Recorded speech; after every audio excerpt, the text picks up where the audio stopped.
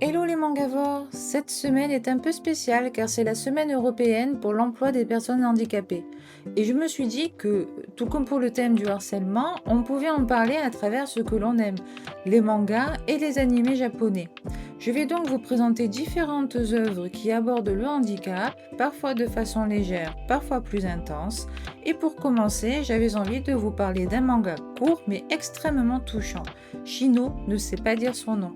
Shino est une jeune fille introvertie qui fait sa rentrée au lycée. Pour elle, c'est l'occasion de tout recommencer à zéro, de se faire des amis, de prendre un nouveau départ. Mais ce jour tant attendu devient aussi une énorme source d'angoisse. Au moment de se présenter devant la classe, Shino bloque et le bute sur son propre nom. Depuis toute petite, elle souffre d'un trouble de la parole qui se déclenche surtout dans les moments de stress. Au début, ses camarades pensent qu'elle plaisante, mais ils comprennent vite que non, et les moqueries commencent. Tous, sauf Kayo, une élève solitaire, passionnée de musique. Kayo ne parle pas beaucoup non plus, elle s'exprime surtout à travers les sons, la mélodie, les émotions. Deux filles différentes, mais qui ont en commun cette difficulté à communiquer avec les autres. Peu à peu, Kayo va entraîner Shino dans son monde, et leur amitié va l'aider à s'ouvrir. Et puis il y a aussi ce garçon toujours en train de faire le pitre. Un peu maladroit, un peu trop bruyant, mais en réalité lui aussi se sent à part. Chez cet auteur, Shuzo Oshimi, personne n'est vraiment normal. Chaque personnage porte ses blessures, ses maladresses, sa solitude. Ce manga est un one-shot publié en 2013 chez Kion. Mais attention, ce n'est pas une histoire de guérison. Shino ne se réveille pas un matin en parlant parfaitement. Elle apprend simplement à accepter sa voix, à vivre avec ses fragilités, et ça, je trouve ça encore plus beau. Même le dessin, très simple et épuré, joue avec les silences. On ressent ce vide, cette tension, ces moments où les mots ne sortent pas, et où les regards en disent beaucoup plus. Personnellement, ce manga m'a beaucoup touchée, parce qu'à une toute autre échelle, je me suis reconnue en Shino. Petite, j'étais très timide et quand j'étais stressée ou fatiguée, je perdais mes mots. Soit on ne m'entendait pas, soit je butais sur certaines phrases. Faire du théâtre au collège m'a vraiment aidé à prendre confiance en moi. Et plus tard, la musique également. J'ai découvert Shuzo Oshimi grâce à une abonnée. D'abord avec Les Liens du sang, puis Happiness pour le mois d'Halloween dans un registre totalement différent. Et encore une fois, il ne m'a pas déçue. J'ai hâte de continuer à explorer ses autres œuvres. En résumé, Shino ne sait pas dire son nom n'est pas juste un manga sur le bégaiement. C'est une histoire sur la communication, la différence et la difficulté d'exister parmi les autres. Un récit humain, sincère et plein de pudeur où chaque personnage tente de trouver sa place. On passe à une œuvre aussi poétique que bouleversante, José, le tigre et les poissons. C'est un film d'animation vu sur Prime Video, adapté en manga d'après l'œuvre de Seiko Tanabe, magnifiquement illustré par Nao Emoto et publié chez Delcourt Tonkam. José, jeune paraplégique, vit recluse, surprotégée par sa grand-mère. Pour s'évader, elle n'a que la lecture, le dessin dans lequel elle excelle, et son admiration pour la mer. De son côté, Tsuneo, un étudiant passionné par les fonds marins, rêve de plonger au Mexique. Quand il est embauché pour s'occuper de José, leur relation est pour le moins glaciale. Mais peu à peu, leurs cœurs se mettent à battre au même rythme, celui que les vagues imposent à quiconque les admire. Leur relation débute sur un malentendu, parfois rugueuse, mais petit à petit, chacun apprend à voir au-delà de la surface. José découvre le monde extérieur, ses beautés comme ses difficultés, tandis que Tsuneo apprend la force de la fragilité, les obstacles auxquels font face les personnes en situation de handicap et la valeur des rêves qu'on poursuit malgré tout.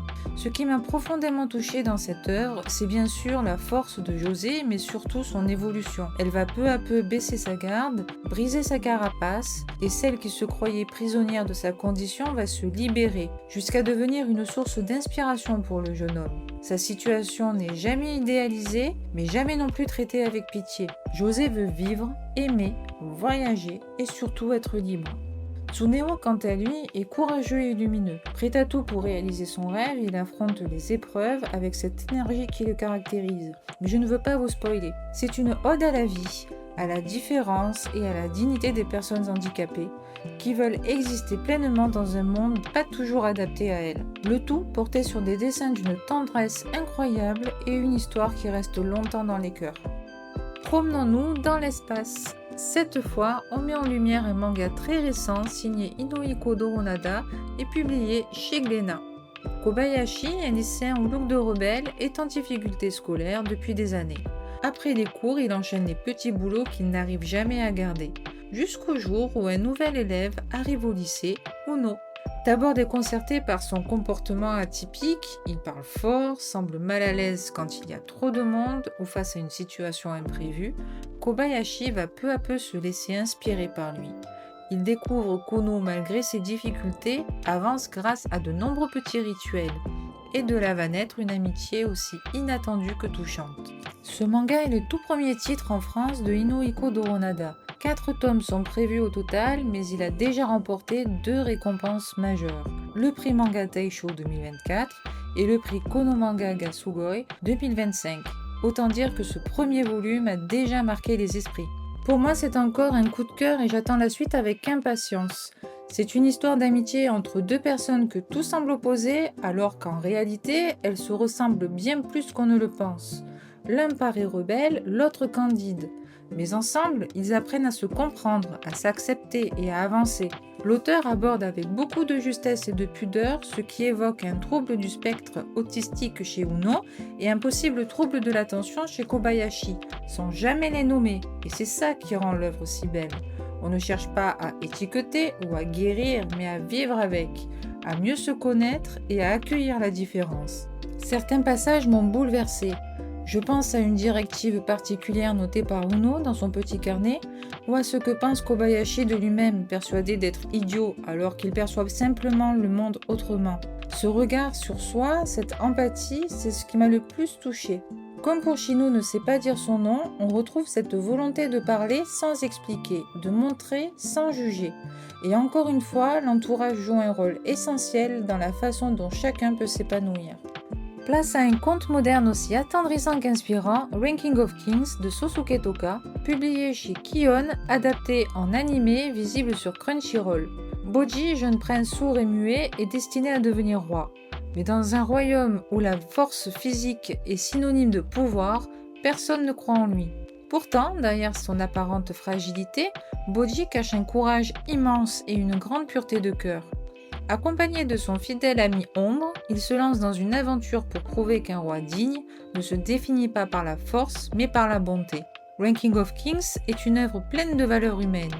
L'empathie, la persévérance, l'amitié, la différence. Boji est tellement attendrissant qu'on a hâte de suivre son aventure. Malgré les échecs, la trahison, il se relève toujours. Là aussi, il puise également sa force dans son amitié avec Ombre, qui le pousse à surmonter chaque épreuve. Ombre, de son côté, évolue également à sa manière. En fait, chaque personne qui côtoie Boji évolue et ne peut s'empêcher de l'aimer. Le handicap de Boji n'est jamais traité comme une faiblesse, mais comme une autre manière de percevoir et de comprendre le monde. Son parcours nous apprend qu'il n'y a pas qu'une seule façon d'être fort et que le courage, c'est aussi celui de rester soi-même face à l'injustice. Ce manga visuellement tendre et narrativement profond s'adresse à tous, enfants, ados, adultes. Une fable sur la différence, le courage et la lumière qui brillent même dans les plus petits d'entre nous. On poursuit avec un manga plein de douceur et d'émotion, A Sign of Affection de Sue Morishita, publié chez Akata et présent sur Crunchyroll. Yuki, une étudiante sourde, se retrouve un jour en difficulté lorsqu'un élève de son université, Itsuomi, lui vient en aide. Mais ce qui la surprend, c'est qu'il ne semble pas du tout déstabilisé par le fait qu'elle n'entende pas. Il interagit avec elle avec une grande simplicité, sans gêne ni maladresse. Peu à peu, Itsuomi l'entraîne vers un nouveau monde et Yuki commence à éprouver pour lui des sentiments qu'elle ne s'explique pas tout de suite. Yuki est une jeune femme timide, douce mais déterminée.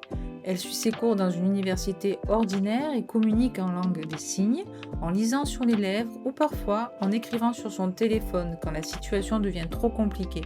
Itsuomi, lui, est un grand voyageur passionné par les langues et les cultures. Sociable et curieux, il est fasciné par tout ce qu'il ne connaît pas. Leur rencontre, c'est une collision entre 2 mondes, celui du silence et celui des mots. Très vite, Itsuomi montre un véritable intérêt pour la langue des signes, pas par simple curiosité, mais parce qu'il veut comprendre Yuki vraiment. Ce qui rend ce manga si unique, c'est la délicatesse avec laquelle il aborde la communication. Chaque regard, chaque geste, chaque moment de silence devient une forme de dialogue à part entière. Le dessin et la mise en page fluide traduisent à merveille cette atmosphère tendre, presque suspendue dans le temps. Mais A Sign of Affection, c'est aussi une romance sincère, où la différence n'est jamais un obstacle, mais une autre manière d'aimer. L'autrice ne cherche pas à nous apitoyer, elle nous invite simplement à ouvrir les yeux sur d'autres façons d'écouter, de ressentir et de se connecter. C'est un manga réconfortant, bienveillant et qui fait du bien au cœur. A Sign of Affection nous rappelle que la vraie compréhension ne passe pas seulement par les mots, mais par le cœur. Ensuite, parlons d'une œuvre bouleversante, réaliste et terriblement humaine.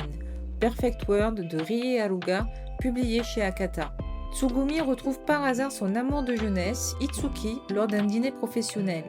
Mais le jeune homme qu'elle admirait autrefois est désormais en fauteuil roulant, à la suite d'un terrible accident.